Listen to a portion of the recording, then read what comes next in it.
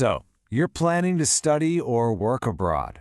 You've probably run into this one huge, stressful question: IELTS or TOEFL? You know, they both open the same doors, but they are completely different tests. So in this explainer, we're going to break down those key differences and help you figure out which test is actually built for the way your brain works.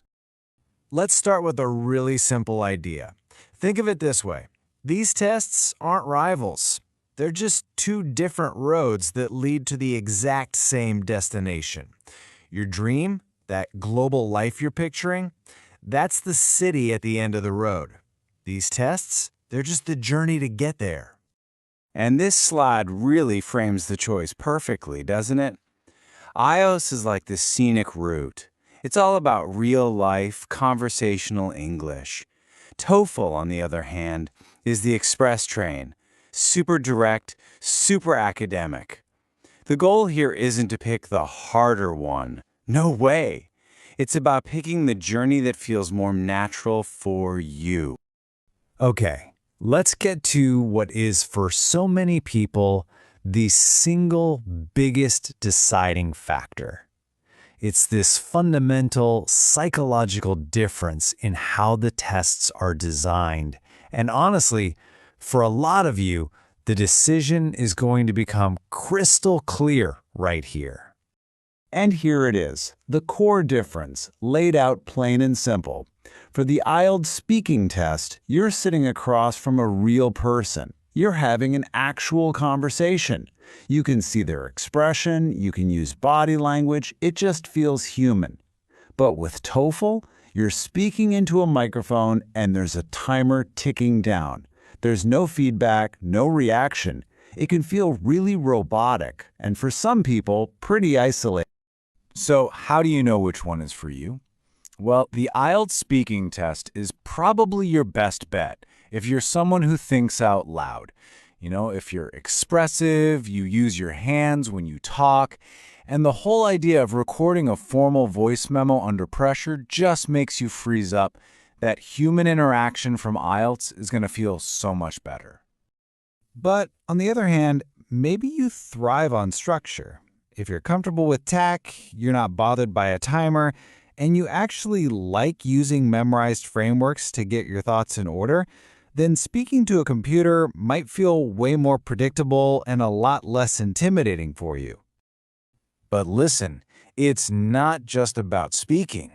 This whole real-life versus academic English thing, it shows up in the writing, reading, and listening sections too. This table breaks it all down beautifully. Just look at the writing. IELTS wants your opinion in an essay.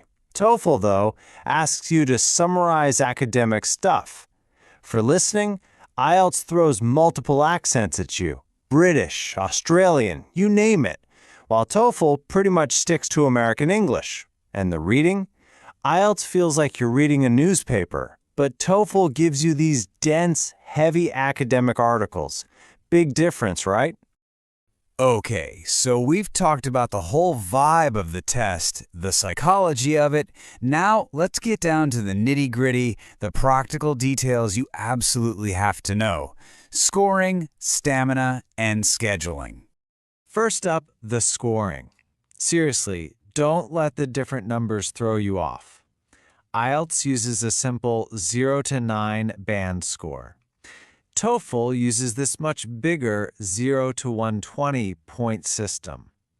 Yeah, they look totally different, but they're measuring the exact same thing: your English proficiency.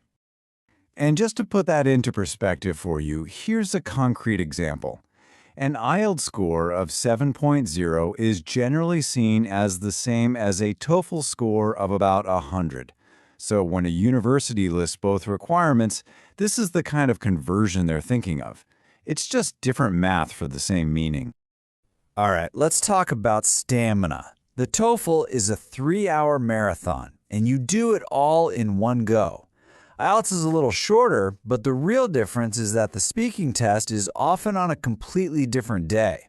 For anyone who gets that exam fatigue and who doesn't, that little break can be an absolute game changer. So we've looked at the psychology, the content, the logistics. We've covered a lot. Let's bring it all together now into one final, clear framework to help you make your choice. This is where it all should click into place. So here it is, the bottom line. Choose IELTS if you're a communicator at heart. You prefer talking to people, you like giving your opinion, and you're comfortable in a more real-world setting. Choose TOEFL if you're more of an analyst. You're fine with computers and you actually excel at structured academic tasks. And one more thing, while both are accepted almost everywhere, TOEFL has traditionally been a little more common for U.S. universities, so it's always a good idea to just double-check what they prefer. And I really want you to take this last thought with you. It's so powerful. People often think they failed a test because their English wasn't good enough. But so often, that's not it at all. They struggled because they picked the wrong exam for their personality, for their natural way of communicating. Success isn't about finding the easy test. It's about finding the right one for you. So, forget asking, which test is better? Instead, ask yourself this: which exam lets my English breathe? The test that makes you feel confident, the one that lets you show what you can really do, that's the right test for you.